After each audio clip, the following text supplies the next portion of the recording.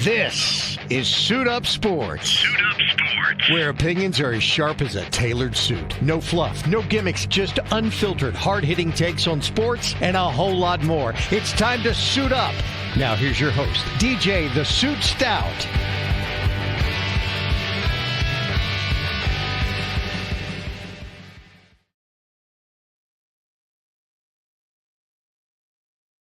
Filling in for Frank Garcia today. Frank's in a charity golf tournament with Neogenics. Mark, how you doing, buddy?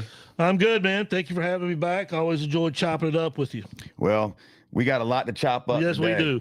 And you know, I know Big D's over here, producing the show, and he saw me probably writing down more notes before this show today than he's seen before because there's so many. You do have a lot of notes, dude. Pages of them. I don't know if you wrote that much down when you were in school. I did not. Especially if I didn't have somebody sitting next to me whose paper I could cheat off of. But and I probably didn't even need to write this down because I'm so pissed off about most of it. It's just good to see somebody write, man. Yeah. I don't know if people write anymore. Everything's on the computer, the laptop, computers. whatever. But I hate them. I love that old school. Yeah. You got your paper, you got your pen. You wouldn't be. I mean, the pads missing half the binders. I love it. I was angrily flipping pages, I think.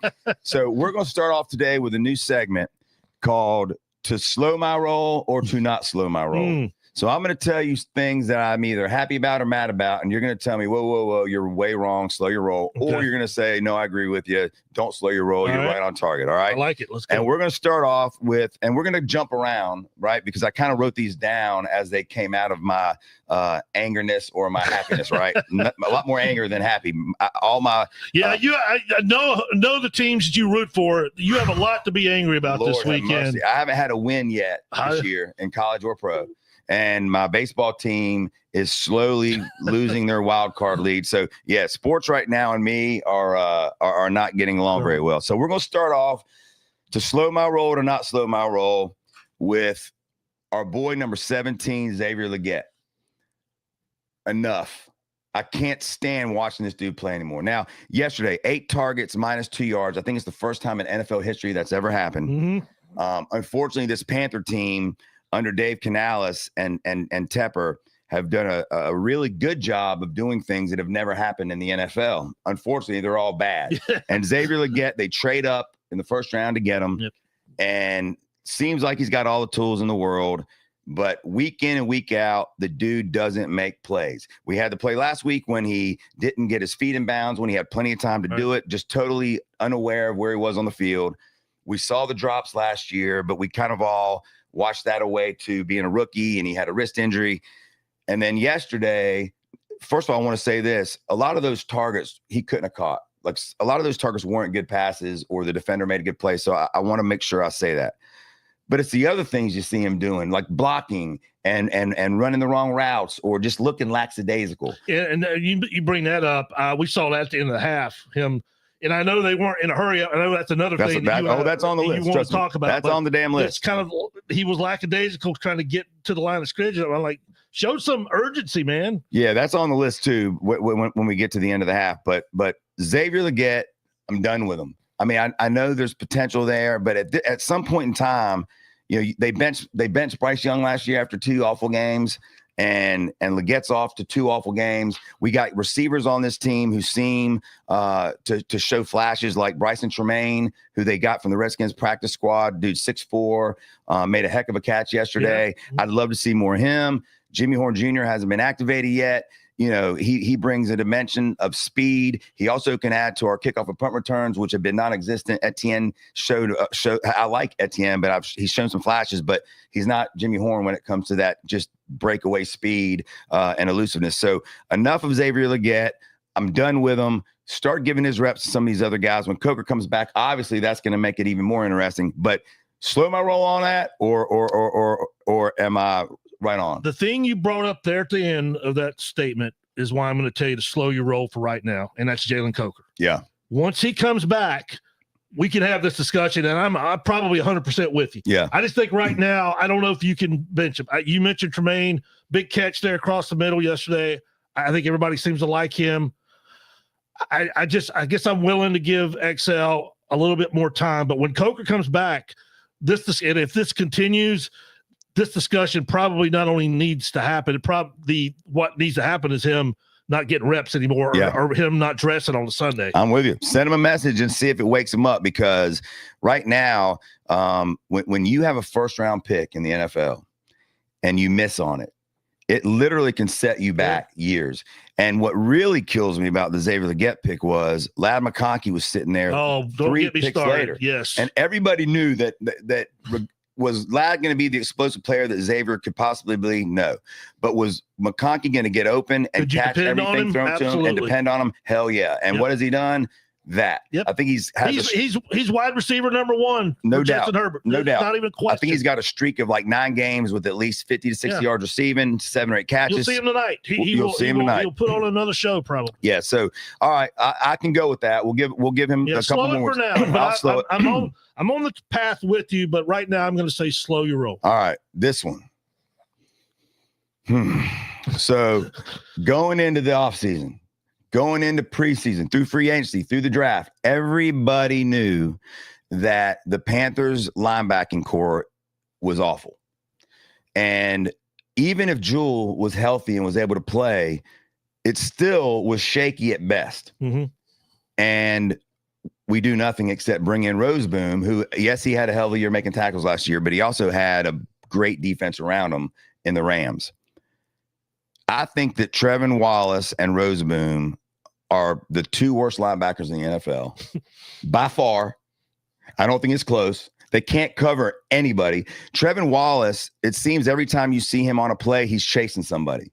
And I'm talking even when he has a clean shot to make a tackle. Roseboom is at least, I guess he gets side to side and makes some plays, but he can't cover anybody either. He missed a big sack yesterday where he had a wide open look. And I know Kyler Murray's elusive and he's only 5'3", whatever. Enough of this. Now, the problem with that is, you don't have 2 guys on the bench that you can put in there. But I'm telling you right now, there's got to be 2 better linebackers on somebody's practice squad somewhere better than this. They can't be worse. They can't be worse. And I said last week about the coaching staff needing to play these rookies like Umanilin and Scorton and Ransom, and they did. And guess what? Yeah, they played well yesterday. And my point behind playing them was, they're going to make some rookie mistakes. They're inexperienced, but they can't be worse. Get some youth in there, get some speed in there, get some new guys in there that are playing with their hair on fire on a team that plays as if they're wearing fireproof vest. There's no fire. So the middle linebacking play, I don't know what they do, but I'm telling you right now, if I'm the Panthers, I guarantee you they're going to have some in to work out today, I would think. They didn't have any linebackers in to work out last week either, which befuddled me. Mm-hmm. And so they better address this now. They needed some new blood in there. I don't know who's on the free agent list out there that hasn't been signed. I know there's a couple veterans out there, but that always worries you a little bit because they haven't played yet. Are they in shape? Are they going to get hurt? But I don't care. They've got to be better than what we've got. And really, Trevin Wallace is the one I'm really disappointed in. Again, 3rd round pick last year. Last year's draft is starting to look abysmal. And listen, this year's draft looks better on paper right now, but we got a long way to go. Yeah. So address these middle linebackers. I need to see somebody in there this week besides Wallace, besides Roseboom, at least getting some reps, and let's see what they got. Because right now, these 2 guys aren't getting it done. And Brentson Buckner is going to join us in a little while.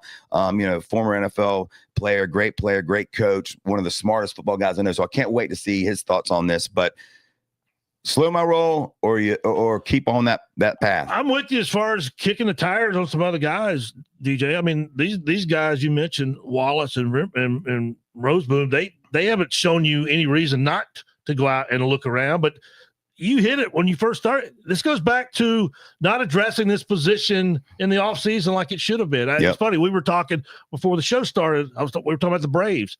And I was telling you about Alex Anthopoulos did a bad job in the offseason not addressing the bullpen. And guess what? The bullpen's been terrible this year for the Braves. And you're seeing the same thing with the Panthers. They didn't address the linebacker position. Yeah, I'm with you. Josie Jewell certainly would have helped had he been out there. But he wasn't a game-changing type of linebacker anyway. So there is no, I have no problem with you going out and looking at somebody's practice squad or, maybe make a deal or something. Make a deal. I mean, this has been the case as long as I can remember this organization being around. They can't cover tight ends. Nope. Trey McBride, I don't know what happened when they came here last year. They somehow shut him down. They didn't shut him down yesterday. No. Guess what? They got another tight end who looks like he may be finally starting to get it next week, and that's Kyle Pitts. We saw him last night. Yep. That's going to be a problem trying to cover him. I guarantee you, neither one of those guys is going to probably do a great job. So not a chance. I'm with you on that one. Yeah, I just listen. If I'm trying to be objective, I think what Dan Morgan probably thought was he brought in all these defensive linemen, which he probably thought would help keep the offensive line off of our linebackers and they'd be able to make plays. Yeah. I get that reasoning, but that's a whole different ball game because some of these linemen he brought in aren't doing anything. Bobby Brown is supposed to be a great run stopper, and he's non-existent. Derek Brown seems to be getting back and he playing well, but listen, it ain't working, so fix it. And again, the linebacker position used to be a position you felt you could fix pretty easily. I'll give you a name. Philadelphia loves to make trades, and they've got a plethora of linebackers. Jeremiah Trotter Jr. Not think they'll trade Zach Bond? Yeah, I wish. I would take him in a heartbeat. But just call him and see what we can get for Trotter, what they want for Trotter, if they're willing to trade him. But the dude had a great preseason. He's not getting much playing time because they're so deep at that position. Yep. Let's go get a linebacker. Enough of these two dudes. I can't see Wallace play anymore. He's awful. And again, looks like Tarzan, plays like James. He's going to play just because, as you said, they don't have any other options right now. That's the problem. Well, is you can't just say, all right, we're going to try this guy. You're going to literally have to go out and get somebody if you want to make a move. Well, I will be shocked if there's not a new linebacker or two on this team by tomorrow. I'll be shocked. Yeah. And I don't know if it'll be not that they'll be playing Sunday against Atlanta, but they at least might be. That's a whole in different the building. That's a whole that's a whole different ball game. All right, so we're kind of on the same page on that. I'm with you on that one. All right, Panthers run defense yesterday looked better. They only gave up 100 yards rushing or something like that. Mm-hmm. Which before the game we all thought, look, Arizona's got two good running backs. They got a quarterback that can run. Mm-hmm. They held them to, I think, 100 yards. So first time in a long time that a team, I think, didn't get 200 yards on them. Mm-hmm. But like, I want to feel good that maybe the run defense was better, but then we were down 20 points early in the game and we knew the Cardinals were going to run the ball, right? I mean, they did throw the ball a lot too, more than I thought they would, but that was because their receivers were running wide open across the middle because we can't cover them. But am I right to feel better about the run defense, or is it just, was it just because they kind of knew Arizona was going to run the ball a lot anyway, but then when they're up 20 points, you can play the run a lot easier? I can be with you. I think you can feel encouraged by what you saw from the run defense. Here's the problem, DJ, and I hate keep going ahead and looking ahead to this coming Sunday. Bijan Robinson's going to be in my nightmares all week. You saw him last night run over the Vikings. It started early. Yep. First drive, he's running all over them. Yep. They just couldn't convert into touchdowns. But I think they did. If you want to throw some positives out yesterday, I think that you can throw that compared to what we have seen, what we saw last week in Jacksonville and what we saw last year. I think that's a point of encouragement. I would temper it with that, but I hear what you're saying. And trust me, I had to work really hard to find some positives when it came to this Panther game. And even that one, I kind of feel like I'm lying to myself. However, let's hope they can build on that. You just mentioned it. The Debbie Downer part of that is, as good as Connor is and Murray and Benson, Bijan's a whole different ball game, man. And then they change it up with Algier when they bring him in there. Yeah, and Algier's always kicked the Panthers' butt. So I guess this week against the Falcons, we'll find out more about, is the run defense getting better, or was that just because they were down so many points and pretty much knew what was going on? All right. Another positive. You found another one. I found another one.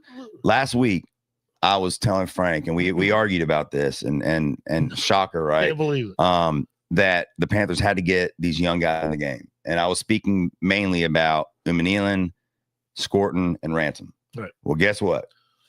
Canales we saw, which I thought was crazy that he said he's been pushing the defensive staff to I'm glad you brought that up, because that and I hate to go back to last week, but that irked me when I heard him. Was it last Monday when they had his Monday press conference? Yep. And he was basically saying, "Yeah, I've been encouraging the defensive coaches to get." You're the damn head coach. That's what I'm saying. Why are you encouraging anybody to do anything? You make the final decision. I'm with you. Who's on the field. So why was that even an issue? You know what? I'm totally with you. It drove me crazy. He even said it. He's the damn head coach. You make the call. Right. And part of me thought to myself when he said it, that is he setting Avira up to can him? He's the only holdover from the staff before. Are they not on the same page? Was he saying that to kind of throw him out in front of the bus and see if he reacts? Right. And he did. He played the guys. And guess what? We saw Princely get his first sack. He was in a lot on third downs in particular. He was in the backfield quite a bit. Scorton, had a couple plays. He didn't flash as much as I had hoped he did. But Ransom made some plays. I mean, he made some plays. And so I think I liked him when they drafted him. Me too. State. I thought he brings a dog mentality to a defense that doesn't have it. Right. And so, I thought both Princely and Ransom played well yesterday, and I think you're only going to see them increase their playing time. And I think Scorton's going to be just fine. I mean, he made some plays, or he was close to making some plays, but he looked a little more raw than Princely did, especially when it came to pass rushing. Princely looked good. So that's another positive that I feel good about moving forward. So am I roll or am I on the right path? No, I think you're on the right path. I think you and I are on the same page as far as, I didn't get that from Dave last week, what he meant by that. And however it happened, those guys got on the field yesterday. And I thought you saw some things like, okay, would have loved to seen them last week, perhaps. Yep. All right. Now back to negative. And enough of the positive. And, Dave Canales, good guy. I like him. I don't know if he can coach yet, but he likes to have themes for every day. And that's why today I'm thinking, okay, our theme is going to be slow your roll or don't slow your roll. But Dave Canales' play calling it's befuddling at times. And the only way I could think to explain it is I feel like at the beginning of games, he coaches as if we're winning by 21 points. Not until we're down is when I feel like he finally gets a little aggressive. Now, to me, what that tells me is he doesn't trust his quarterback. And he wants to get Bryce off to a good start. He wants to ease into the game, whatever. But we're going to get to this too. But when Bryce seems to play well, it seems to me at least when they're aggressive. Things are a little chaotic. The tempo is faster. Yes. We had a couple more problems yesterday getting the play in. There was a couple more bad snaps. However, the play calling, to me, he's got to start these games to win these games. He can't say out of one side of his mouth that this is the kind of team we want to be and we want to do this and we want to do that. And then the beginning of games, it's like they're just dipping their toe in the water and dipping their toe in the water. Listen. We talked about this before the show as well. The last drive of the first half, we get the ball. You want to get me started? Let's talk about that. I mean, to me, that was the epitome of what Canales does. You have the ball, you're getting your butts whooped, but you just get a field goal. 3 timeouts. 3 timeouts. The Cardinals are getting the ball to start the second half. 100%. Even a field goal there, off of the momentum of the last drive, is a huge deal. He runs the ball on first down. Again, to me, it was a drive of a guy that doesn't trust his quarterback. And I need Dave Canales to start coaching with his hair on fire. And I said this last week. Let me tell you this. You come dipping your toe in the water against the Falcons with the rush that they had yesterday against Minnesota, who has one of the best offensive lines in football. And I know they had an injury. Yeah, they're beat up. And I know they have basically a rookie quarterback, but I don't care. They're going to bring it. And they did what the Panthers did this offseason. They signed free agency into their defense. They brought in rookies and Pierce and Jalen Walker and Xavier Watts, who I wanted here, who had a pick yesterday. Walker had a sack. I think Pierce had half a sack. Yep. You come in here dipping your toe in the water against them, it's over because they're better than the Cardinals and they want to be. This is a rivalry game, a division game. 4 hours down the road. If he comes into this game coaching with dipping his toe in the water, they're in trouble. I would start off the game no huddle. I would get Bryce going. Let's get some momentum going and keep the defense on their toes instead of sitting there. And because and this is going to bring me to. I'll hold off on that point because it's next. But thoughts on Canales' play calling? which hurt you more, the play calling to start the game or the 2-point conversion play calling? Because those weren't great either. That's on my list. Those are pretty bad. And Adam Archuleta even made a comment about after the second one. What are you doing? Like, okay, he also tried on the last drive of the game. I think it was when we got the onside kick when he tried a draw play, maybe the first play. Yes. Okay, I get it. If it works, everybody's going to go, okay, great play call. Caught him napping. You're not going to catch him napping on the 2-yard line when they know you got Chuba Hubbard back there. You love to run the ball. I know you didn't have good success down in the red zone last week against Jacksonville when Bryce threw a ball away on 4th down after not being able to throw. I get it. But to run it both times, to me, was ridiculous. I'm going to be with you on the same page in this aspect. I have said for 2 years, I agree with you about Bryce. He seems to play better when it's like he's not thinking. He's just playing. Yep. You saw that, and I know the Cardinals were playing, some soft zone defense kind of in that comeback. Unfortunately, when they decided to turn up the pressure, the Panthers didn't have a chance. That offensive line got blown up. Yep. We saw that, and that makes you wonder why the Cardinals. I think Archuleta brought this up. Why the Cardinals didn't do that more? I agree, because the Panthers couldn't block them yesterday. Yep. But I'm with you on as far as I would like to see more up tempo. I get it. You can't do that the entire game. You just can't. But there are times where I think Bryce and the offense would benefit from more up tempo, no doubt, stuff. And you saw that. It just seems like he plays better when he's not overthinking or anything. He's just out there playing, and it seems like he's more comfortable in that aspect as well. And how nice would it be to get off the game with the lead? Like, wouldn't it be nice to be up 7-0 instead of be down? Always playing from behind. They're always playing from behind. And listen, that translates to the defense as well. I mean, I don't know if you watched the Giants-Cowboy game yesterday, another one of my teams who lost, a heartbreaker. They've got a really good defense, the Giants, although they got burned when it counted yesterday. But, man, they're so used to playing from behind. When they were playing with a lead, they could come after it, and the defensive line could come after it. Same with the Panthers. If you're playing with a lead, the defense can do some different things. And yesterday, or not just yesterday, the first 2 games of the year, we get into a hole so quickly that it changes everything. And so, look, you can't turn the ball over first 2 times you have the ball on the road either. That didn't help. That's my next one. So Bryce Young, I've been a Bryce supporter. I thought Stroud should have been the pick, but I also like Bryce a lot. I was fine with it. Mm-hmm. Bryce shows flashes of potential. He's accurate for the most part. His scrambling ability is underrated, but I'm over this ball security crap. You can't fumble the ball every time you get touched. And people could say, well, the offensive line, whatever. Guys get sacked without fumbling all the time. Pocket awareness. He just seems to be unaware at times of things that are happening around him. Yeah. That leads to turnovers. And they're killing this team. And so I'm done with Bryce and the fumbling, done with it. The interceptions, I think he's got, 3 interceptions so far this year. You could argue, well, one definitely wasn't his fault. The Dowdle interception against Jacksonville was hit him right in the hands, and it went up in the air. And the guy looked like he jumped the route. That was pretty good play from. Could have even been pass interference. Yeah. Although I did think that Bryce shouldn't even have thrown that ball. There was 2 defenders near him. Yep. Yesterday, same kind of thing. The turnovers are killing us, and so that probably also translates into why Canales maybe doesn't trust him as well, or maybe wants to ease him in. So I get that too.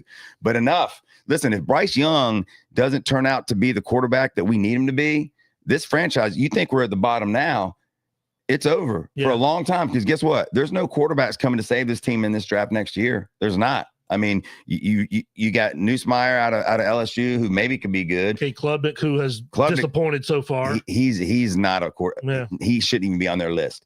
And then you got Drew Aller from Penn State. Maybe. I mean, look, he's got all the tools, but, I'll watch Penn State play sometimes, and he looks like he's, an average Joe. So there's not a quarterback in this year's draft. And really next year, I mean, maybe Lenore Sellers this year, but I mean, he hasn't been great this year. Now he's concussed. And now he's concussed. So there's not a quarterback coming to save this team. Bryce has got to be the guy. So you got to let him go out there and sling it and trust him. But Bryce has got to take care of the damn ball. Enough of these turnovers. You're killing the team. He's got 5 turnovers in 2 games. Bryce. Yeah. So enough of that. And look, he finished the game 35 for 55, 326 yards, 3 touchdowns, an interception, and a fumble. So the people that are wanting to sit here and support Bryce are going, those are great numbers. Adam Archuleta even said at the end of the game, look, I'm sold on Bryce now. The guy can play when he has time to pass the ball. I don't disagree with him, but he can't turn the ball over all the time. And also the coach has got to let him get off to a quicker start. Trust him. I think his first pass both games was a little screen pass to the running back, maybe, let him throw the damn ball. The other thing that drove me crazy, this goes back to play calling. You've got your first round rookie, Ted McMillan, who has been more than any of us thought he was going to be. And we all thought he was going to be good, but he's been even better. The last drive of the game, how do you not even throw him the ball? Right. He's 6'4". Let him go jump up in the air and get one. Take a chance. And they didn't even throw him one pass, I don't believe, on that last drive, did not. Which is criminal. So in defense of that, you're right. It goes back to when the Cardinals decided to bring pressure. Yep. Bryce was running for his life or just throwing it up there. So, but yeah, you've got to find a way to get him the ball. Got to get him the ball. It's obvious he's your best playmaker right now. Not even close. You got to get him the ball. And they didn't even throw him the ball on that last drive, which is criminal. And to the Cardinals defense, you're totally right. I mean, out of those 326 yards, how many of those came the first two drives when Cardinals were bringing it? None, hardly any. No, how many came on the last two drives of the game, or the last drive in particular when they were bringing it? Yeah, none. Right. I mean, we went from just looking like it was just a JV practice going right down the field to once they cranked it back up, we did nothing. And the offensive line was awful. I know Robert Hunt was hurt, and that we'll talk about that in a little while too. That's going to hurt. I know that Corbett seems like his injury is going to be pretty serious for the third straight year. I think Mays back coming into the game isn't going to be that much. Cade did all right last year. He did fine. I don't think that'll be much of a drop off. Hunt being out's a problem. That hurts because let me tell you something. Your boy from NC State, Chandler Zavala. He looks like a big penalty there. Big penalty, and late in the game. I know. And during preseason, they were very high, saying he looks like he's getting it, whatever. And maybe next week he will. But whenever I see him play, he looks like one of those things when you're going to a concert. What do you call the thing that you have to go through? That turnstile. He looks like a damn turnstile. Guys just run right by him, and so that's going to be obviously a huge concern going in this week's game, but. Regardless, I need to see Canales let Bryce open it up early, let him get into his tempo early, take the handcuffs off, let happen. And then when that happens, Bryce has got to take care of the damn football. I understand you're going to throw interceptions, right? It's going to happen. But let him do it. We'll live with it. The fumbles are what's killing me. He's got to take – and look, Frank Garcia, I was watching the game with Frank yesterday, and, he's never been a big Bryce guy. He likes Bryce, but he doesn't think that he's the guy, right? Right. And he thinks he's too short. And every time Bryce fumbles, which seems to be quite a bit, he always goes, he's got small hands. He's got small hands. He's got small hands. Maybe that's right. I don't know. Tuck the damn ball in. I don't know what you have to do, but enough of this fumbling. The fumbling, we can take some interceptions. That's going to happen, but the fumbling's ridiculous. You got to have better pocket awareness and ball security. It's crucial, and it's killing this team. These turnovers are putting us in a hole so early, the first two games, and you do it against a good team. Listen, Jacksonville played well yesterday, but they're a team on the rise. They're not a good team yet. The Cardinals, they won 6 games to start the year last year, I believe, and then they went downhill. Now they're 2-0. They led us back in that game, but they're not going to be a playoff team, in my opinion. But now you got the Falcons coming to town, who look a lot better than they were last year. That's for sure. And last year, if you remember, they choked, or they would have made the playoffs. They choked, I think, on the last game or second to last game of the year. So the competition is going to get tougher. Even the Patriots, who we go to in 2 weeks with a big road game yesterday, and Vrabel's got those boys playing hard. And after those first 4 games, the schedule gets brutal. So it's only going to get tougher. Let's let Bryce try to get off to a good start, take the handcuffs off. We'll live with some interceptions. The fumbling, though, Bryce got to take care of the damn ball. Enough. I'm over it. Yeah, I'm with you on that. And it goes back to what I said a second ago. It seems like his awareness is not there at times when he pressure is coming, and he just seems unaware of it.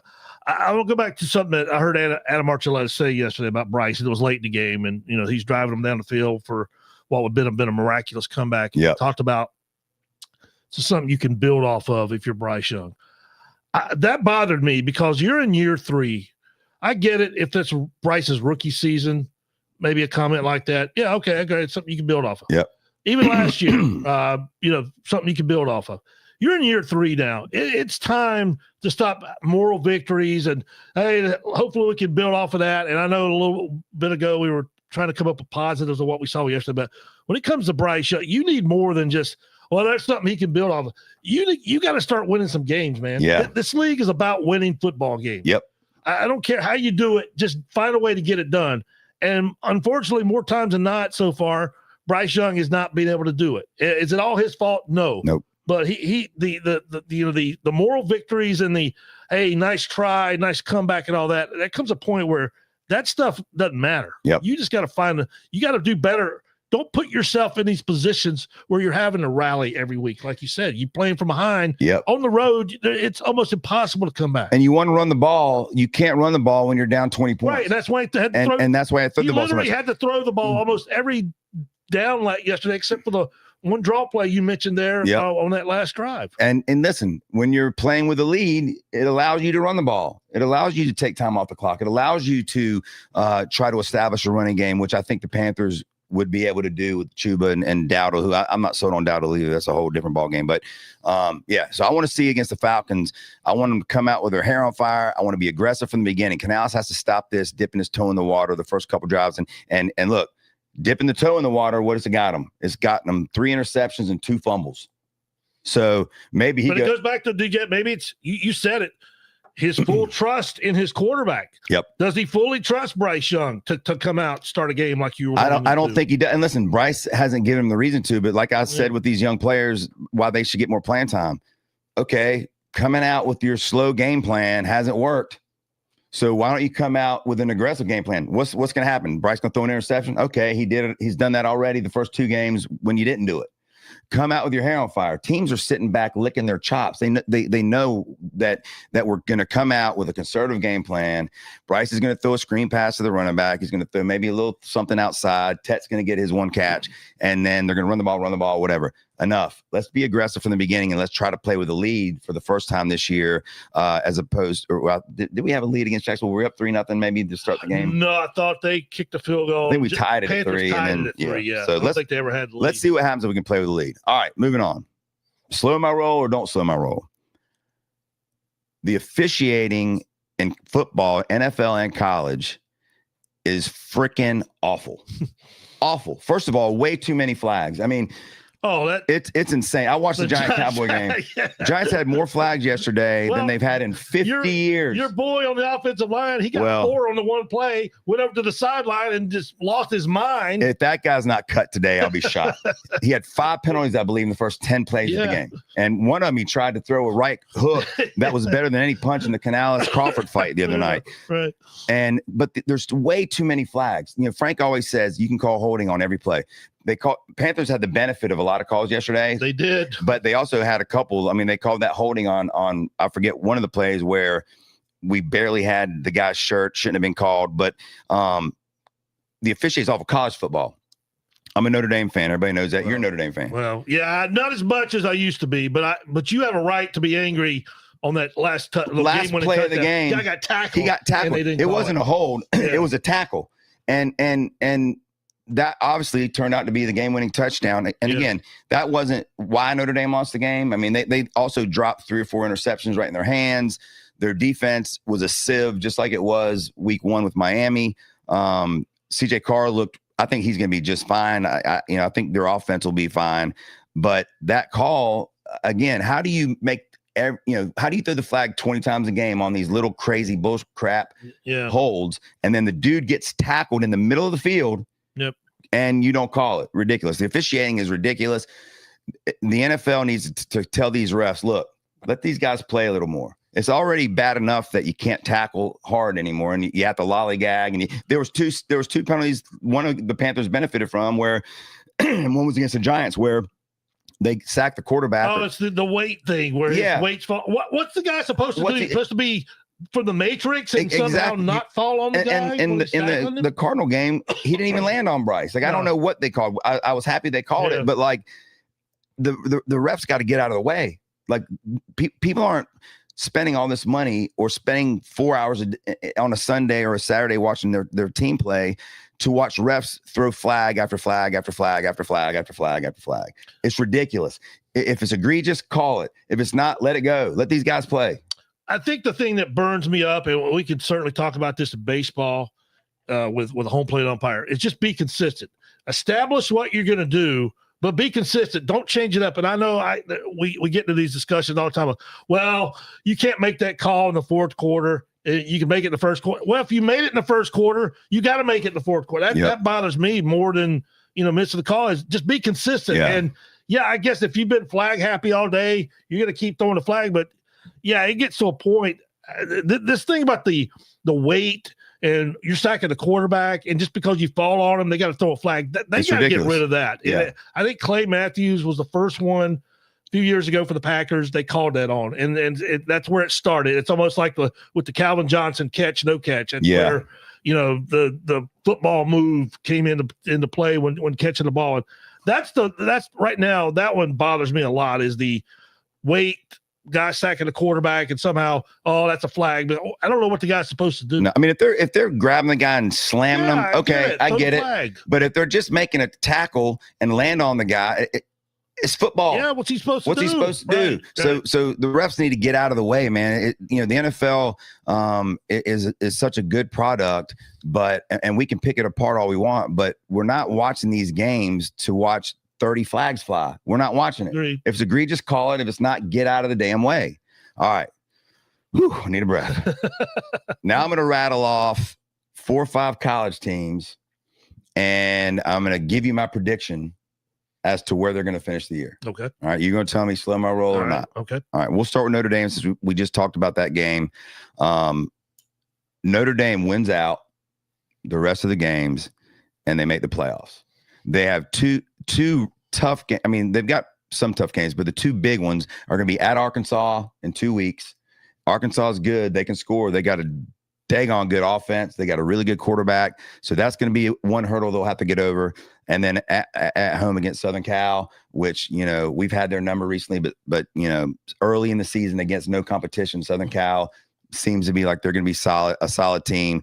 But if they can win those 2 games, Notre Dame, and it's not in their hands, they're going to need help. Starting 0-2 took their future out of their hands. But I think they win out, and I think they make the playoffs.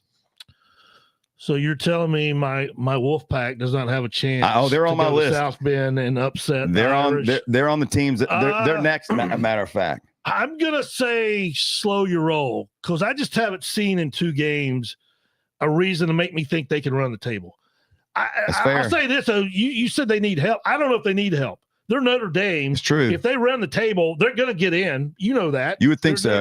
You would think so, yeah. But I don't know, DJ. What bothered me in week 1, and it just proved my point the other night, where the hell was Jeremiah Love in week 1? I agree. It's almost like, Marcus Freeman forgot he had him. I kept waiting, best running back in the country. Where's Jeremiah Love? Yep. He didn't use it. Now, he certainly used him a lot more Saturday night against Texas A&M, but I didn't get that. But I'm going to say slow your roll, because in 2 games, I haven't given me a reason to think they can run the table, that they could probably going to have another slip up somewhere. All right. Now we're going to go to your Wolfpack. They're off to a 2-0 or 3-0 start. Their offenses look great. CJ Bailey's been great. Your running back's been great. Your defense, not so great. Second half, they've looked really good. First half, they definitely got off to slow starts defensively, but offensively, they've proven they can score. Wolfpack are going to go 6-0. I think they're going to win the first 6 games, but then I think they're going to finish the season 7-5 or 8-6, and here's why. At Notre Dame, I don't think they get it done. Georgia Tech looks to be the real deal. That guy can coach. Everybody knew the dude can coach, and what he's doing at Georgia Tech right now. I love their quarterback. I love how hard that team plays. They took it to Clemson, who's another team we're going to talk about here in a little bit. But you've got Notre Dame, you got Georgia Tech, you have Miami, Florida State. Those are the 4 games that I think are definite losses. And then at Pitt, and Pitt looked like crap most of the game against West Virginia, who was missing their best running back, lost in overtime. But I think they finish 7-5 or 8-6. And if they do, you happy with that? 7-5 or 8-4. Or excuse me, 7-5 or 8-4. Excuse me. Yeah. Yes. Yeah, I would take that. because before the season started, I didn't know really what to expect. Before the season started, you didn't know if you'd beat East Carolina. Like that, Right. that was a nerve-wracking. And they always struggle with Wake. Yep. And they did for a little bit, Thursday night. But they just got to figure out how to get the second half defense to play like that in the first half. And if they do that with that offense, then it can be dangerous. They can be dangerous. But I'm with you. Look, the schedule is going to get real tough here in a few weeks. So that's why you got a very winnable game Saturday against Duke. Yep. Virginia Tech certainly up in the air now with Brett Pryde being fired yesterday. How bad are they? I think they've got Campbell in there somewhere. They have Campbell, I think, this week maybe. So next 2 weeks, I think. Yeah. So I can buy what you're saying that they get off to 6-0 wouldn't shock me, but then I think that's when, as good old Jim Ross used to say, business is going to pick up for them. Yeah, and when you looked at the schedule before the season, you looked at Florida State and you went, they won one game last year, whatever it was, and they looked to be the real deal.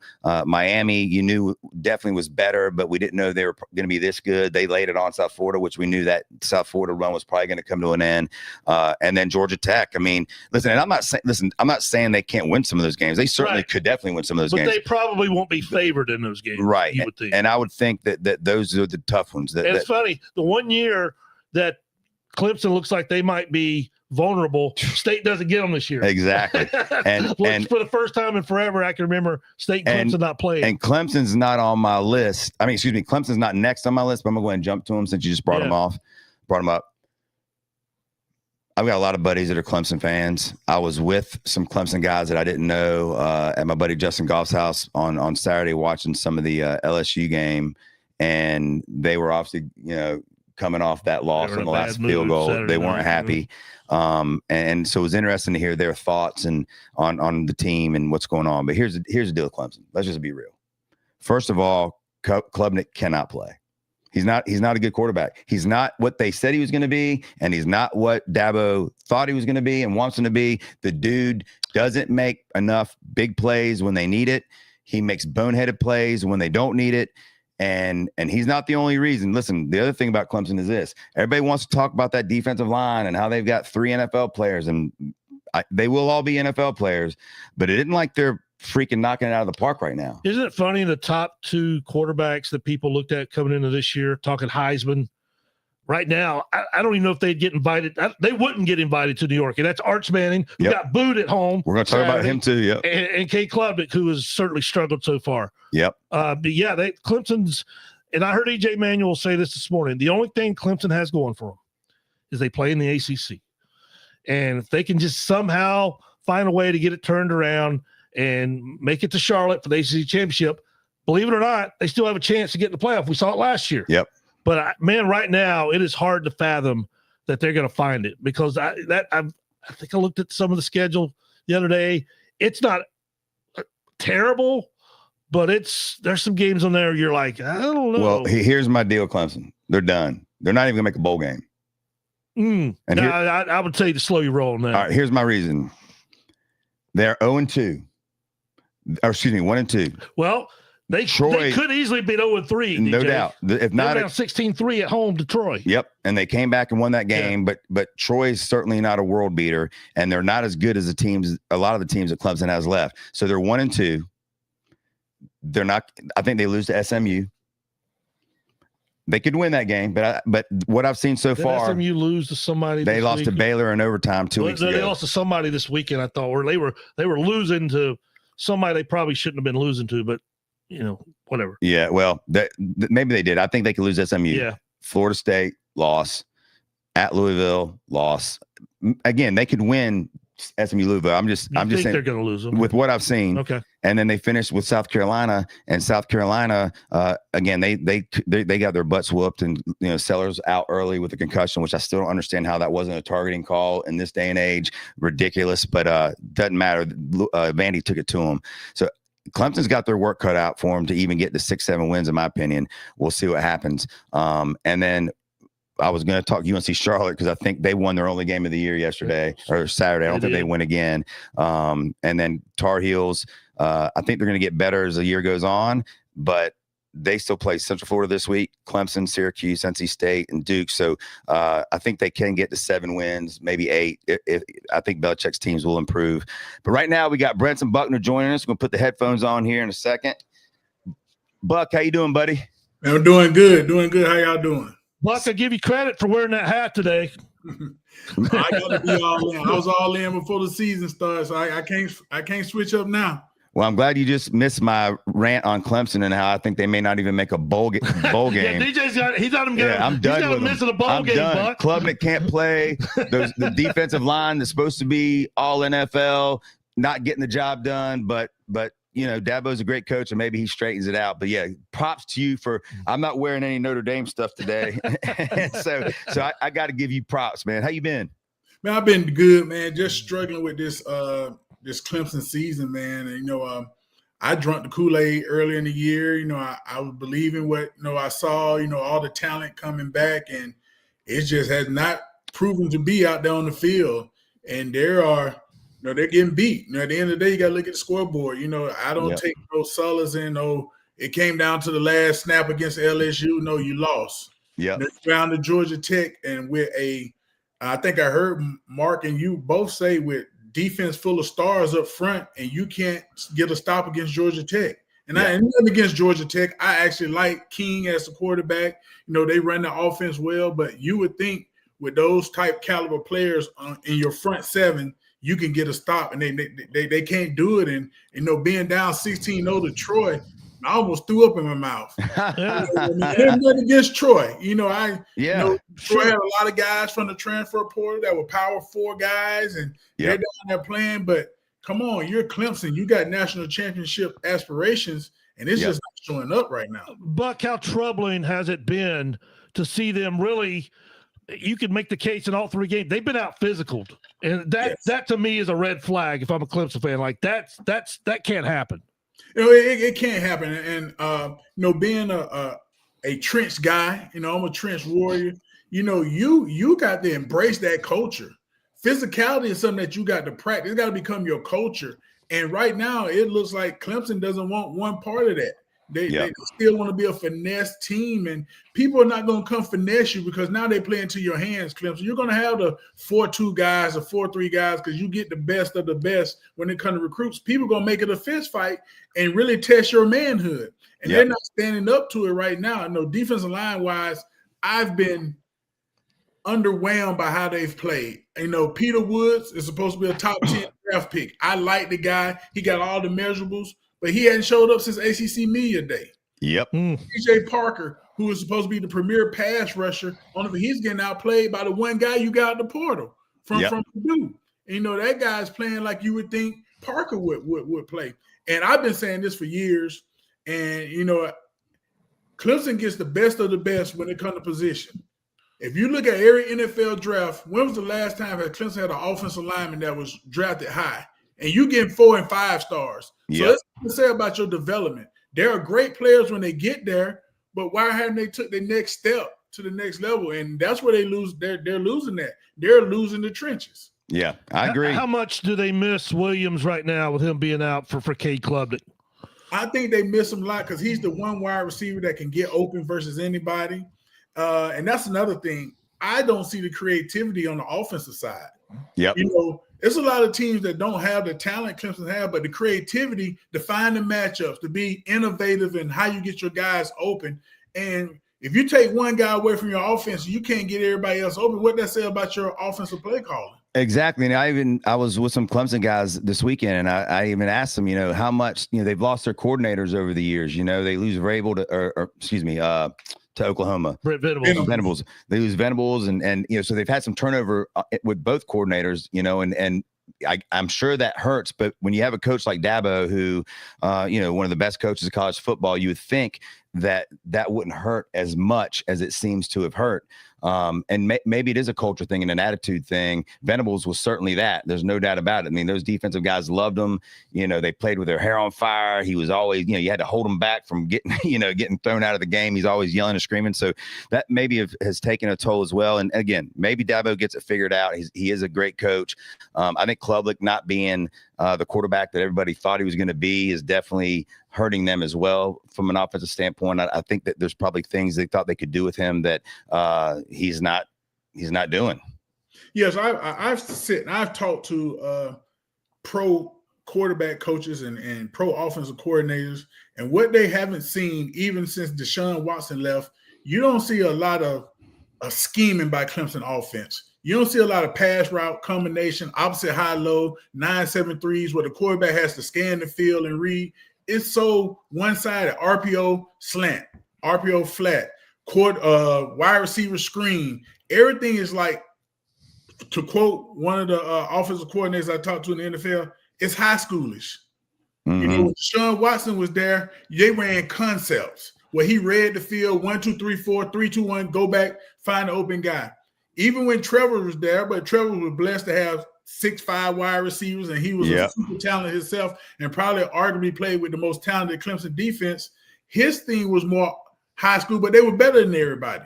But now, when you got to be able to scheme people, when you're not as talented, because let's be honest, Clemson doesn't live in the portal, so they're getting 18 and 17 and 19-year-old guys that got to compete against grown men who ever been in college. You got to schematically make them better, and it's not happening. You just can't throw it out to your wide receiver, and he's going to make 2 or 3 people miss. Yeah, if it was recruit versus recruit, yes, but now it's not like that. Teams have gotten better through the portal, so you're playing against grown men. You know, you expect these fresh out of high school 18-year-olds, 1-year guys to be better than guys who's been seasoning. It doesn't happen that way. Yep. To me, and one of my close friends told me, he like, Clemson is slowly becoming Wake Forest. I'm like, what you mean by that? Wake Forest get guys, and Wake Forest become good every 4 to 5 years because the guys never leave early. They mature when they're their 4th year and 5th year senior. They fill that team. They have a good team. You know, they are competitors. But when those guys are young and got to compete against more developed and mature teams, they struggle. And that's what Clemson, it looks like Clemson is headed that direction if they don't get it figured out. Yeah, well, like I said, Dabo's a great coach, and maybe he will. But right now, from what I've seen through the first 3 games, it looks like it's an uphill battle. Speaking of uphill battles, let's slide over to the Carolina Panthers. There's so many negatives that we could say about the first 2 weeks, and Bryce with the turnovers. What are your thoughts from what you've seen from a former player and coach perspective? Like you said, you can't turn the ball over in the NFL. You cannot get NFL offenses extra possessions. Yep. And this past week they scored over that led to a quick touchdown. It's 7-0, and you're on the road. Against a quality team in Arizona who's been where you've been, but they got a quality quarterback. They got one of the best running games. They got wide receivers that are starting to mature, one of the best tight ends in the game. You cannot, because when you go on the road, your offense is null and void. We used to always say pack your defense and your special teams on the road. Because the offense is behind enemy lines, crowd noise, on the road. But then you turn the ball over against a young defense. And we all know Carolina defense is not the strength of the team right now. They're young. You got guys trying to develop. And you go on the road and you're already in plus areas to a team like Arizona who's going to score fast, build a lead, and just try to hold on to it. It's just struggling. I think, now once Carolina got behind and started to play and they went more hurry up, you start to see, wow, this team does have talent. You know what I mean? Maybe it becomes, maybe we start the game in a hurry up fashion. Because we talked about that. Yeah. You know what I mean? You start put them in a relaxed situation where they're not thinking, we calling the play, we just going. If we make a mistake, we make a mistake. But we're not sitting there asking you to read the field, play tit for tat. We're going to go hurry up, and get going. Because that when they looked the best. He looked like the quarterback that everybody saw last year, the second half of the year, playing that position. Now, do you want to get behind every week in the NFL? No. Because you're going to have more somber Mondays than But I say right now, if that's what he's comfortable with, let him be comfortable. Put him in that situation where he's comfortable and just play. Now, what you're going to do is you're going to put a lot of stress on your defense because if you don't score points or you turn the ball over and have to punt, the defense is going to get wore down. But yesterday, after they got down, they went to the hurry up and the guys were just playing. They looked like a competitive team. Yeah, I said the same thing. I think Canales has got to stop dipping his toe in the water these first couple drives. It's like he doesn't trust Bryce. He tries to ease him into the game. Look, what's the worst that's going to happen? He's thrown it. He's 3 interceptions, I think, in the first quarter or whatever of both games. Let him play where he's comfortable. Start off fast. Play with a lead. You want to establish a run. It's a lot easier to establish a run when you're winning than it is when you're trying to come back from 20 points. Let me ask you this. So Bryce finished with great numbers, over 300 yards, 3 touchdowns.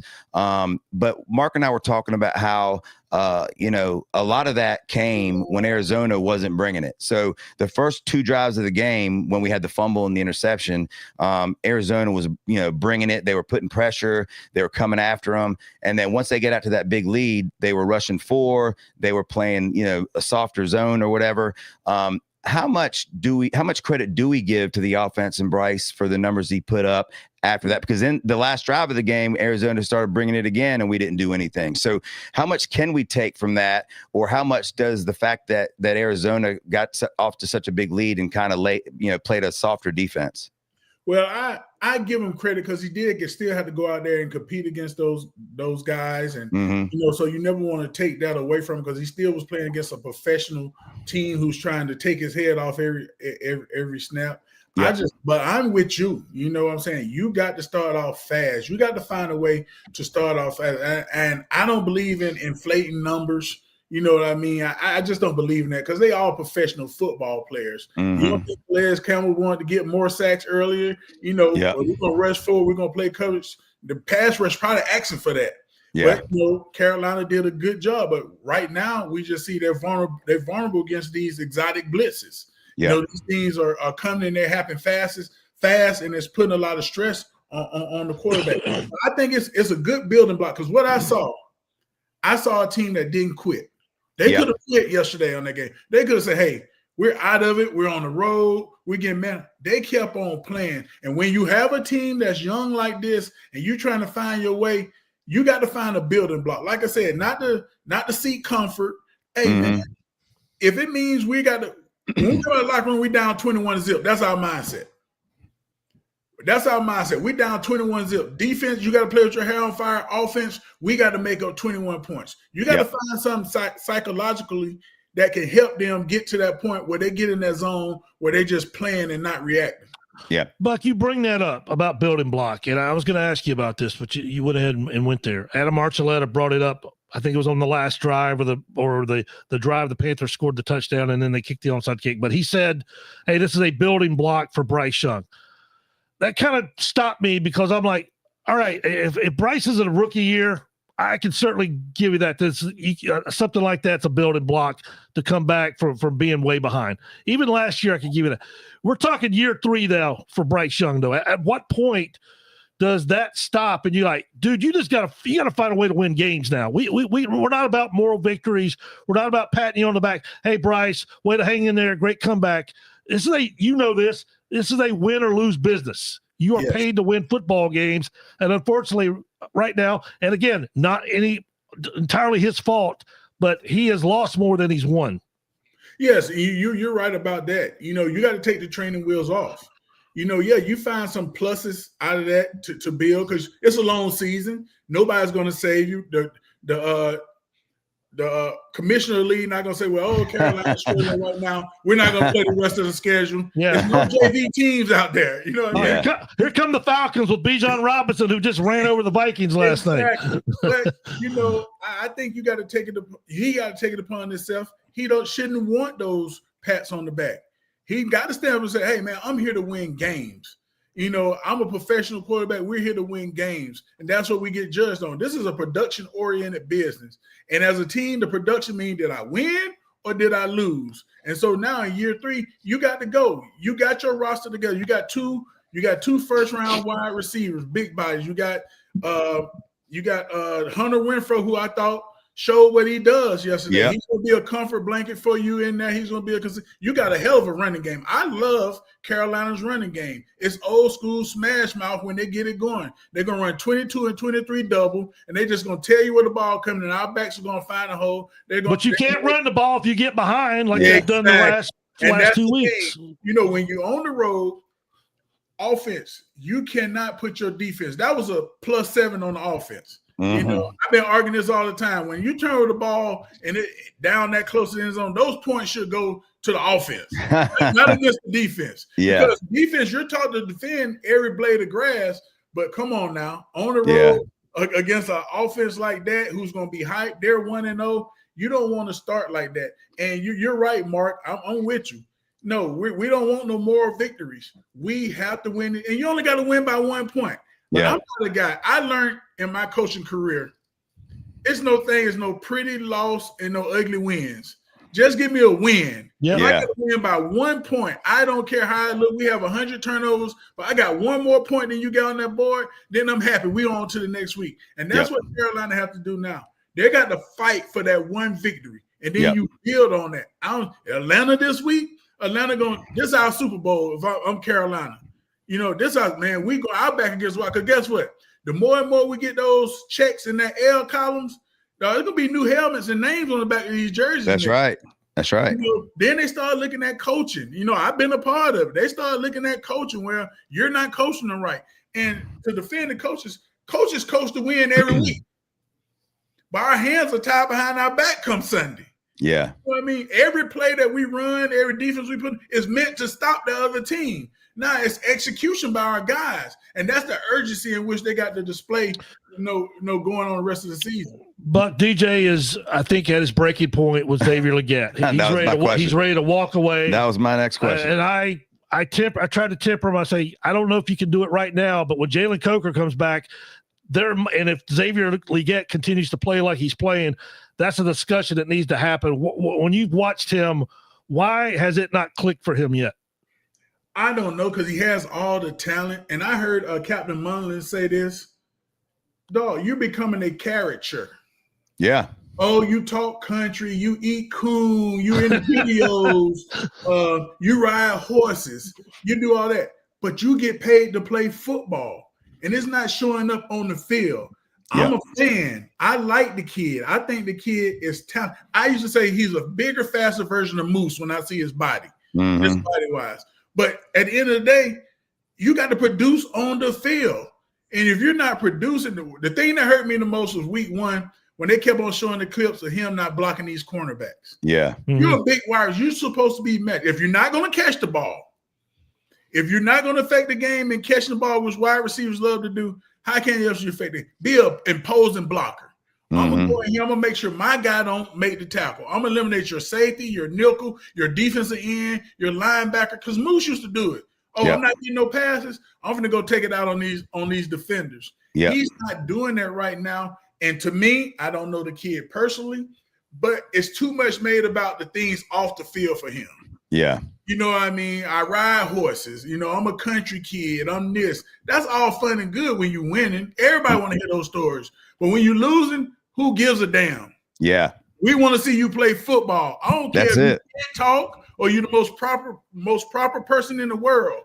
You eat raccoons, filet meals, whatever. I don't give a damn if you're not helping me win games. And I think right now, it happened with Bryce. They said Bryce on the bench, he became a better quarterback. When we all agree, maybe you sit this guy on the bench and realize, hey, man, it's about production. Maybe that'll open his eyes to put more time on the field and doing things and get himself out the slump. But right now, he's been probably one of the most disappointing guys on this team for me.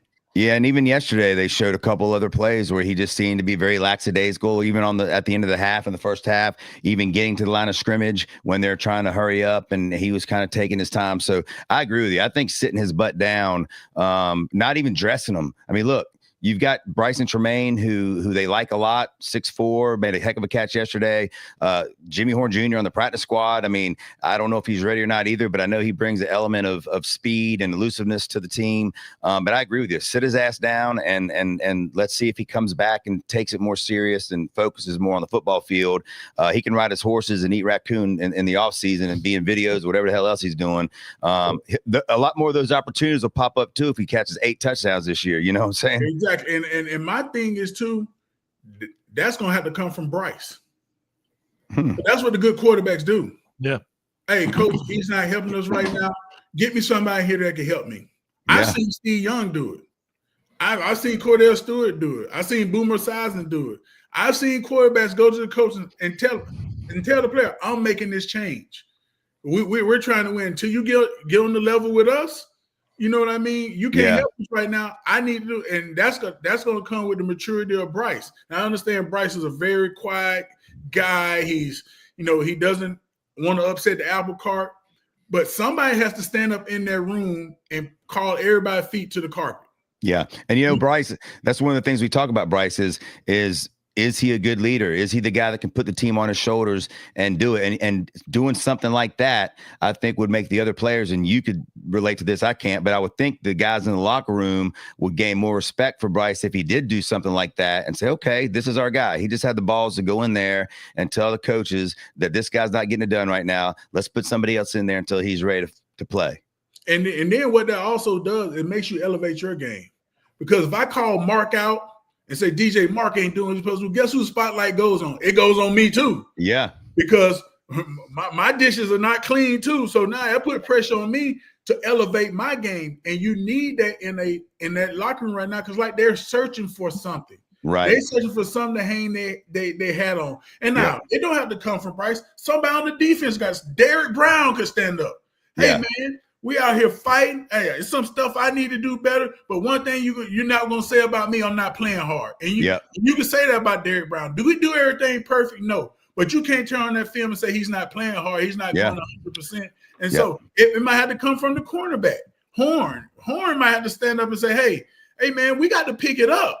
Yeah. Nobody's going to come save us. And I've been in those locker rooms before. You got to look each other in the eye and say, hey, man, it's us. It's us. Yep. That's the only thing that matters. They're going to cheer for you. They're going to boo for you. At the end of the day, what are we going to do for ourselves? And that's what I think got to happen with this young team. Somebody's got to grab the bull by the horns and say, hey, man, I'm going to stand up and I'm going to call everybody out, but I'm going to put the pressure on me to be who I'm supposed to be too. It will be interesting to watch the number of targets XL gets going forward, because I think he had 8 yesterday for minus 2 yards or whatever. Yep. And DJ brought him up. Tremaine, if that's a guy that Bryce Young starts feeling comfortable with, those targets that XL's been getting, those all of a sudden start going to go somewhere else. Yeah. Oh yeah. If I'm the quarterback, they're going to the people who going to help me do my job. Yep. I'm sorry, but my job is to move, because at the end of the day, quarterback will get 99% of the blame.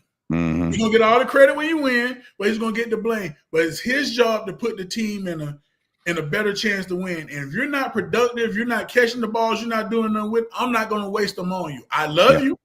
But at the end of the day, we got to win games and we got to be more productive. Being at home, Atlanta is coming off a great win. If you watched that game last night, Atlanta defense done turned that corner now. They sure did. They got some pass rushers that come and hunt. They played a backup cornerback last night who probably played the best game of his life. He said he didn't even know he was going to make the trip until like 24 hours before the trip. But he played those opportunities. This is a big challenge for you against your down the street rivals coming home. They got two good running backs. Their defense is playing well. They believe in their quarterback. Hey, man, it's win now for me. That's the attitude. We got no other game on that schedule exists but this one. Yeah, I think we need to get Buck into the Panthers locker room this week to say just that, because you made a lot of great points. Let's go to the defensive side of the ball. Your specialty, not only as a player, but also as a coach. I was on the record last week as saying that the Panthers need to get these young guys that they drafted in the game. Ransom, Umilian, and Scorton in particular. And my point was that they can't be worse than what we're doing. We got no sacks. There's no juice on the defensive side of the ball. Well, they did. They all got a lot more playing time. We saw Princely got his first sack. He was in the backfield quite a bit. Ransom, I thought, had a good game, had some great tackles up towards the line of scrimmage. Scorton didn't really have too many things that you go, he didn't have a sack or whatever, but he was definitely active. And you can see that he's got something there to work with. What were your thoughts on how the young guys played? And then the second question would be, with the defensive line, Derek Brown had a good game. You can see he's starting to probably get back in game shape. But the one guy on that defensive line that's really disappointing me is Bobby Brown. They bring him in from the Rams saying that he's a heck of a run stopper, and he's been non-existent. And when they do show him, it seems like he's getting his butt whooped. Yes, I think I believe in playing young guys. Offensively, You can sit over on the side, you can learn, but defense is see ball, get ball with young guys because a defense coordinator can put them in a situation where there's not going to be a lot of thinking.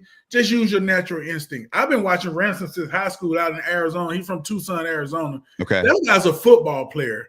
Does he have ideal size? No. Do he have ideal speed? No. But put that ball somewhere, he's going to get it. Yeah. And he's coming with bad intentions. And the two young pass rushers, they weren't as drafted as high as the guys from Atlanta were, but you look what Atlanta do with their guys. Go out there and go for it. Yep. Go for it. You're going to make some mistakes.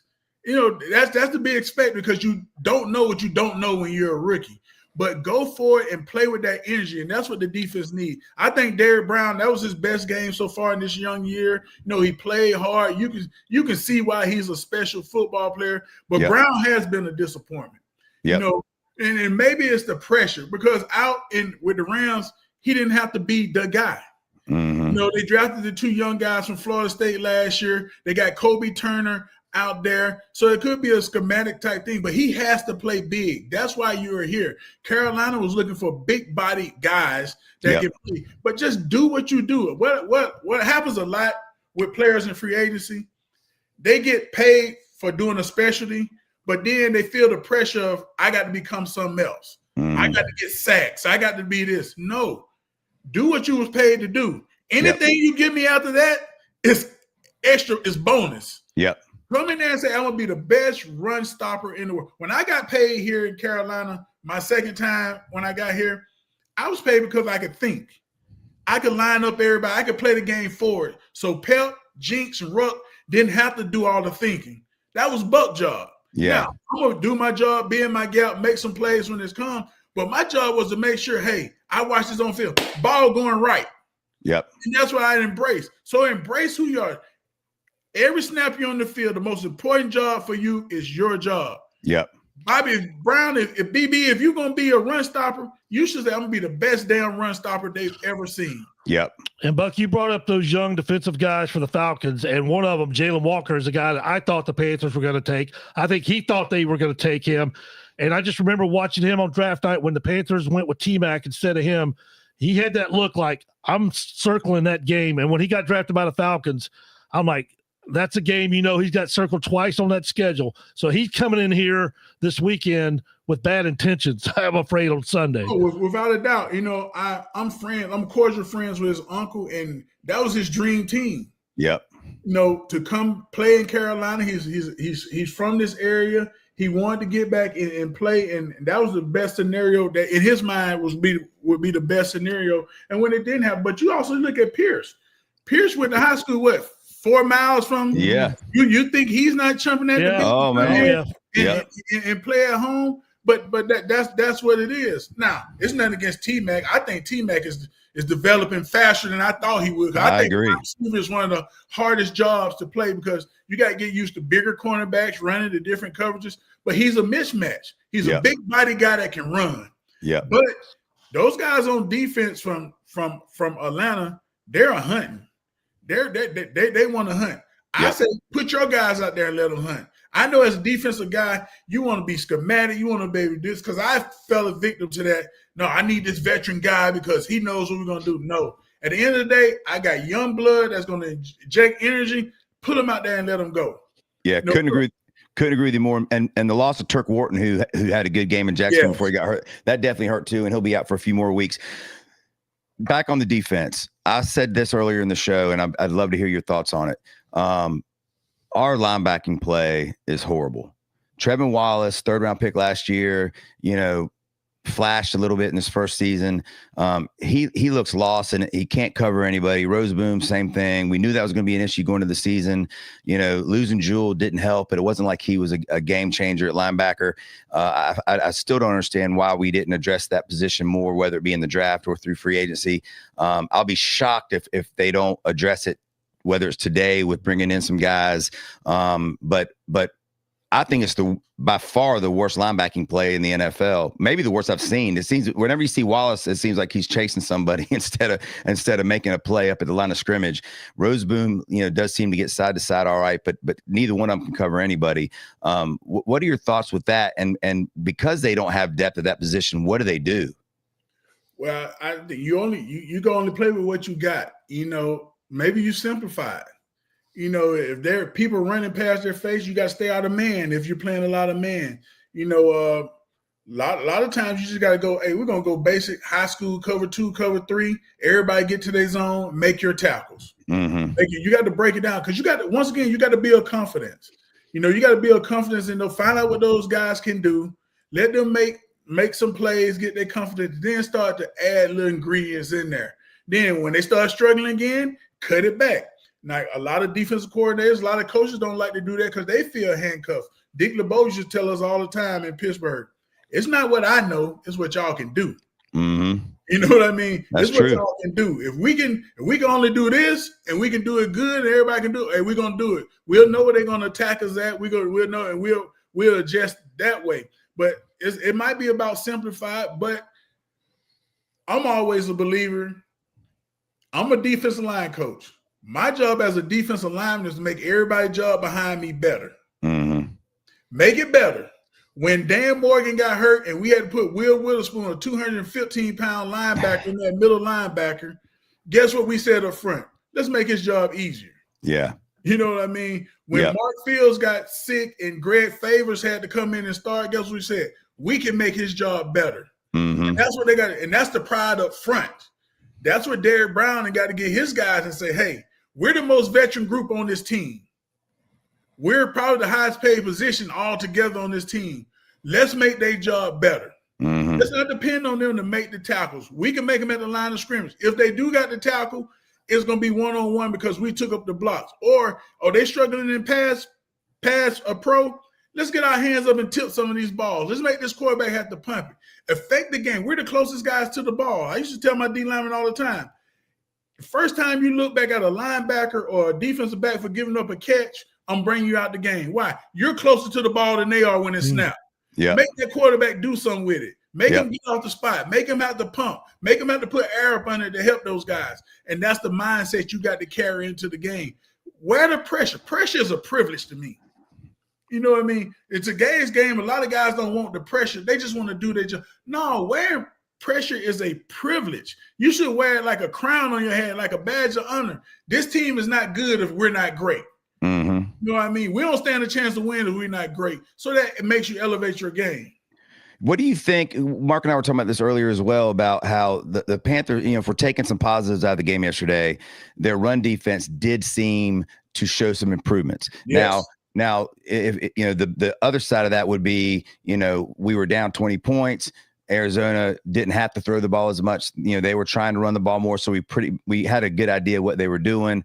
How much can we take out of that? And can you sit there as a defensive line coach as well as a defensive lineman? Do you sit there and say, you know what, I did see them do this, this, and that, and I do think the run defense was improved? Or was it a result of Arizona having such a big lead and not really having to go downfield as much?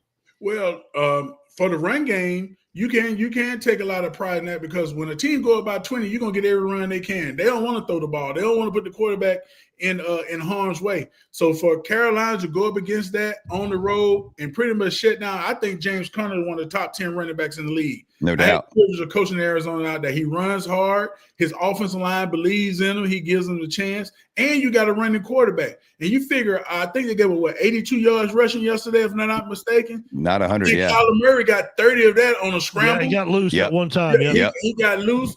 And to give up those numbers, that's another building block you can find because when you knew they were going to run the ball, they had the lead, you're going to get every run. I've seen teams fold up and they get gassed for 5 and 10 yards. Oh, they running the ball. We get worn out. No, those guys showed some pride. Like, we're not going to let you just run it down our throat and run this clock out. And that really helped Carolina have a chance to get back in the game. So defensive line-wise, you got the bodies to do it.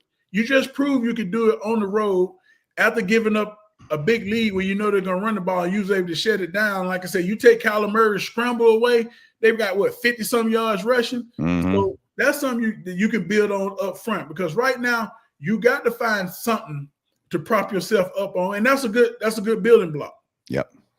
And they're going to get tested this coming Sunday when the Falcons, as you saw last night, Bijan Robinson and Tyler Algier, that's a hell of a 1-2 punch they got right now. Yeah, they better start building some blocks quick. Yeah, because Bijan is, like I said, he's, he doesn't get the notoriety that Saquon get, and arguably so.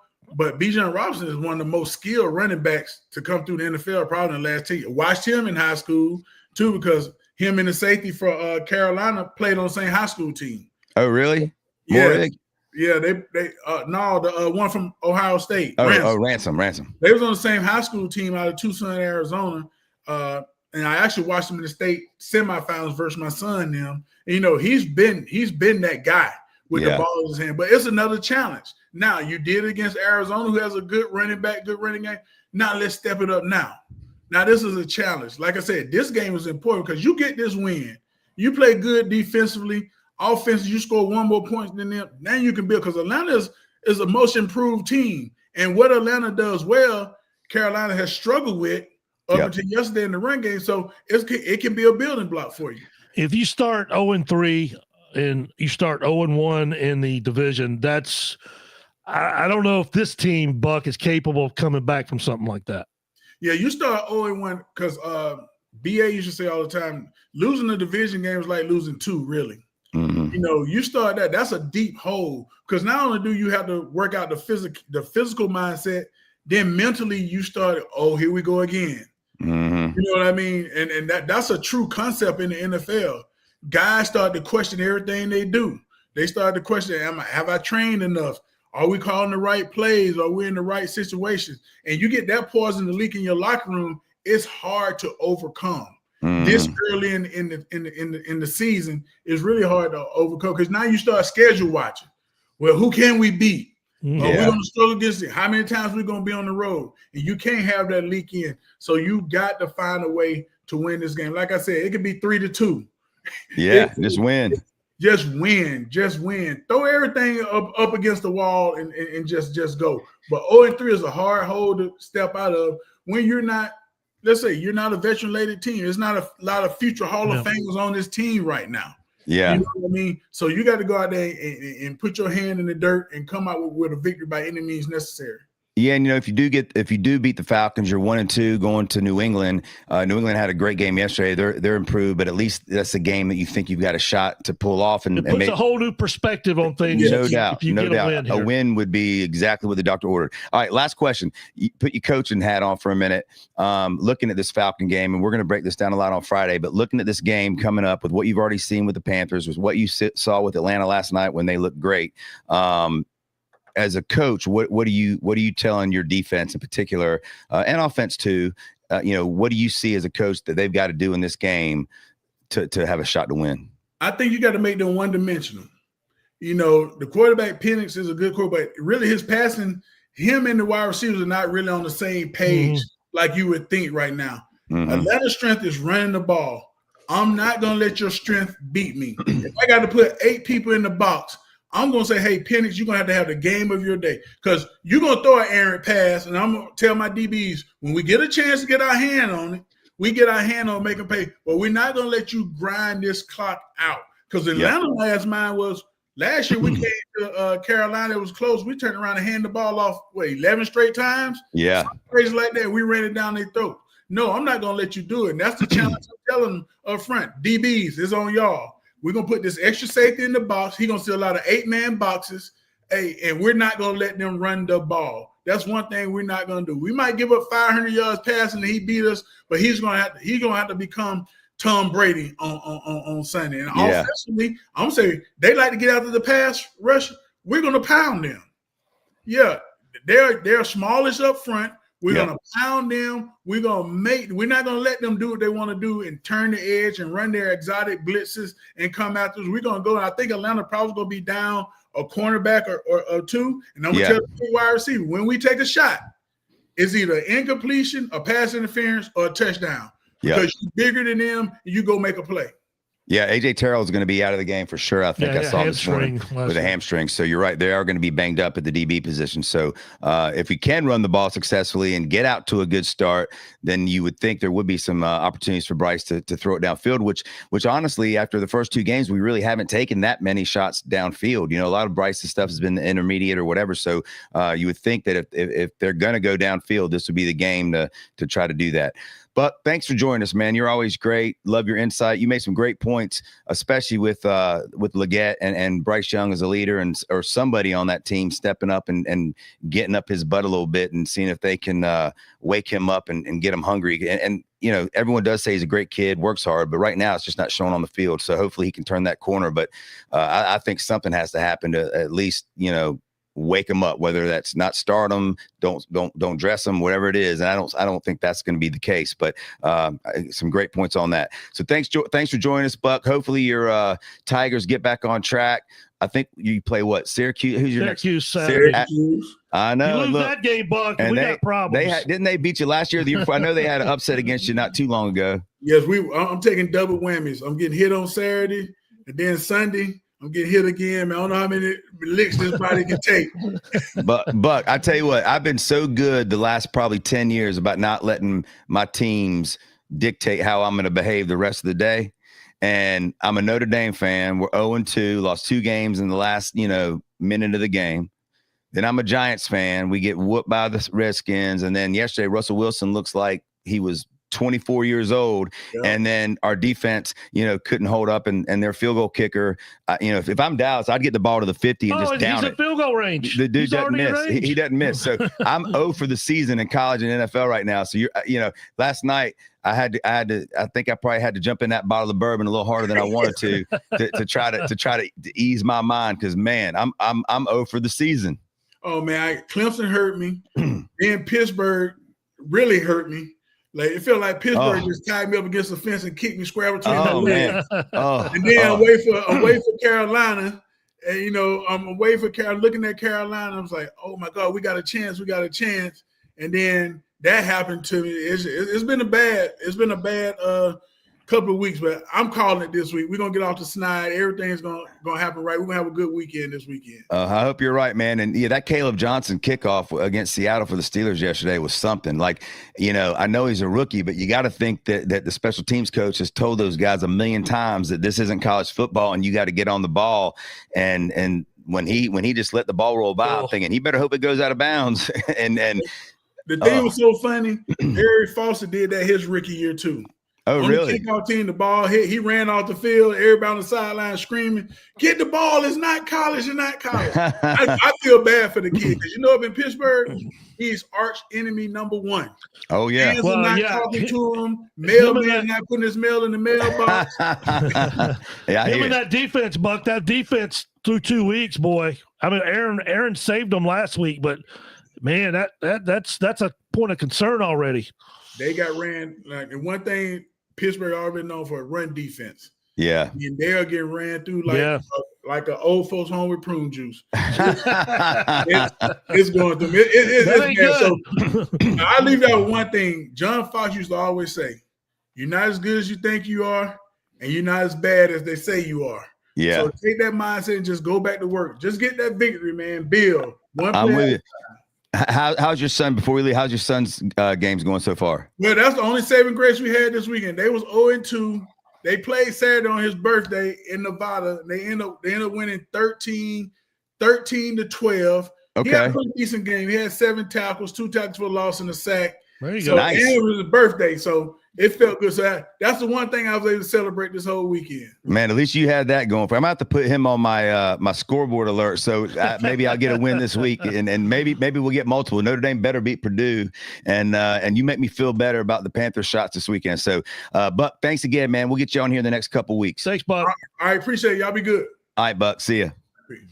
I love talking football with Buck, man. I can do it all day, man. I mean, he knows his stuff, and it's always, and Frank being an ex-player does the same thing.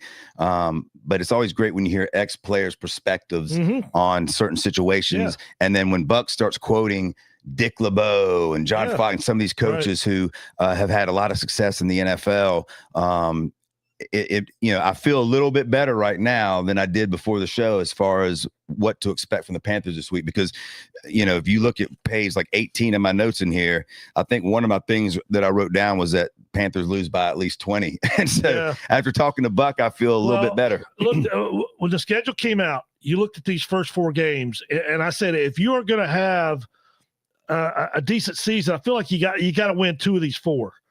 Well, you're 0-2. Yep.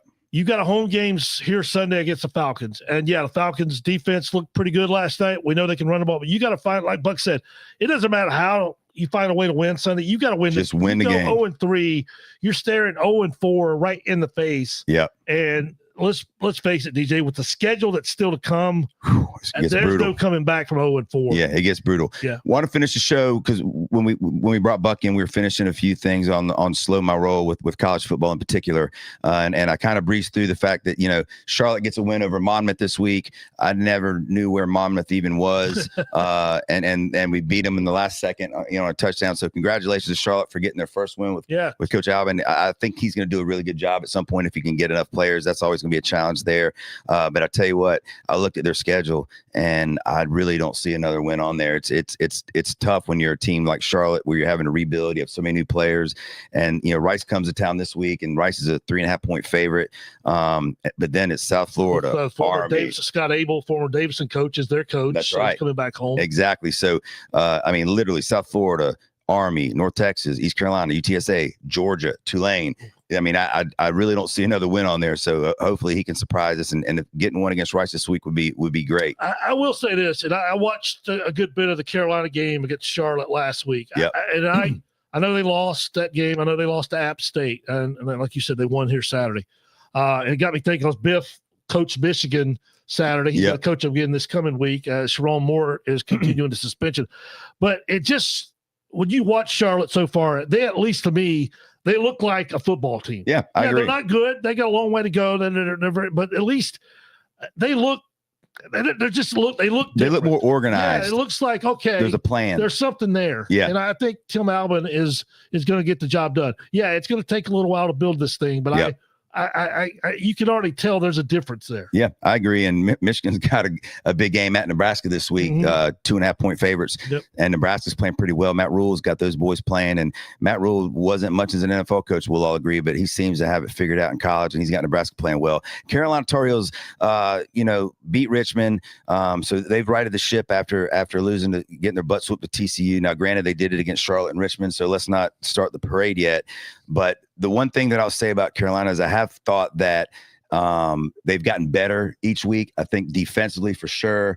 Belichick is starting to kind of get his schemes and his rhythm with the defense. Offensively, we'll see what happens when they get into their schedule. I mean, they play Central Florida this week, which won't be an easy game. They have Clemson, Syracuse, NC State, and then Duke. So definitely some winnable games, but I expect to see those guys get better each game under Belichick. We'll see. But they righted the ship here with 2 in a row. When it comes to college football, I wrote down who I thought right now the best teams were, and maybe tier 1, tier 2. I did it for college and the NFL. In college, Georgia Tennessee game was a great football game. Unreal. Back and forth. I think both those teams are the real deal. I think both those teams are going to have a shot at the playoffs at the end of the season. Georgia, after 2 lackluster performances in their first 2 games where they really didn't show anything, they're still Georgia, and Kirby's still Kirby, and you feel bad for that Tennessee kicker. But Georgia still, I think, has got to be up there in the top 4. Oregon, look, they always have talent. They always have speed. They always can score points. Again, they haven't played anybody yet either. But when I watch them play, I think they at least have the makings of being a factor when we get towards the end of the season. And then I'll put Miami and Florida State because Miami on both lines, offensive and defense, seem to have superior offensive and defensive lines so far. And look, they beat Notre Dame and South Florida, so they beat 2 good teams. And then Florida State obviously whooping Alabama in the first game, and then rolling last week. It's both those teams have surprised me and look good. And then obviously Ohio State, defensively they are the real deal. Offensively, we'll see what they get going. I brought this up last week, and I don't know if you knew this, but I didn't know that Bo Jackson's son was one of the highest recruited running backs in the country, and he went to Ohio State. And so he didn't play against Texas. And then the second game I saw, he had like 9 rushes for like 110 yards and a touchdown. Then this week against Ohio, he had 9 rushes for like 110 yards and a touchdown. So I can't stand Ohio State, but I love Bo Jackson. And so, it's kind of cool watching his son tote the ball and looks like he's going to be pretty doggone good. Penn State, we'll see. They're one of those teams that I'm never sold on, and we'll see what happens when they have the big games. And then LSU, listen, LSU, their offense hasn't looked great. Their defense looks really good.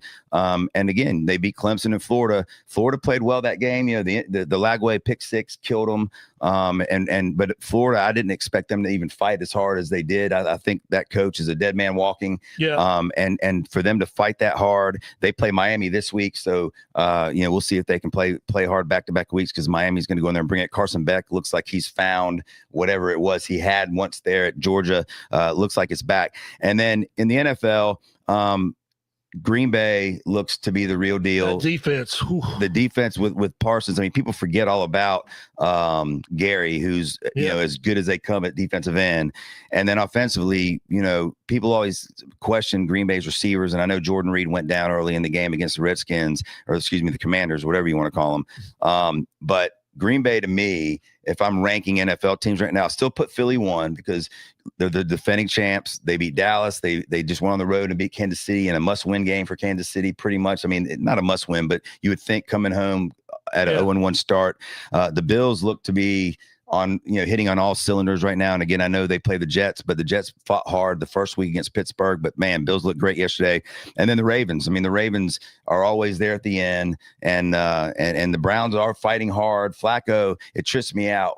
He still seems to be able to throw the ball well, but man, if he has to move, Aaron Rodgers kind of the same thing. If they've got to move 5 feet left to right, it's pretty tough. And but the Ravens look really good. And then we'll see tonight the Chargers and Tampa Bay, two other teams that I'm interested to see how they do tonight. The Chargers, I picked them before the year to be a really good team. I know Frank did as well. And Tampa Bay, beating Atlanta in a barn burner. I'm interested to see that. What are your thoughts on those teams? I'm not sure about Tampa. They got the win last week at Atlanta, late. I'm curious to see what they could do tonight on the road at Houston. I like the Chargers. I'm not a Harbaugh fan. Me either. But I think he's got a pretty good team. And that I think the game that Justin Herbert played against the Chiefs in Brazil, I think that's the best game I've ever seen Justin Herbert play. I agree. He looked like a top-tier quarterback. Yeah. He did. He seems like he's bought in and settled in. And Harbaugh, look, that's what he does. I'm not a fan of him either, but that's what he does. He coaches offense and he coaches it well.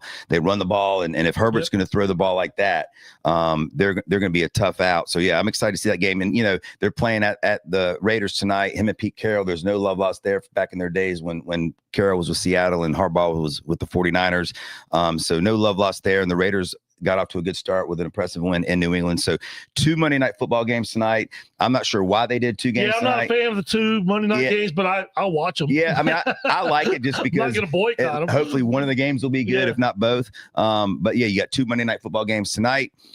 Big college card again this weekend, and then Panthers Falcons on Sunday. We'll be back Friday breaking all those down for you. Have a good week.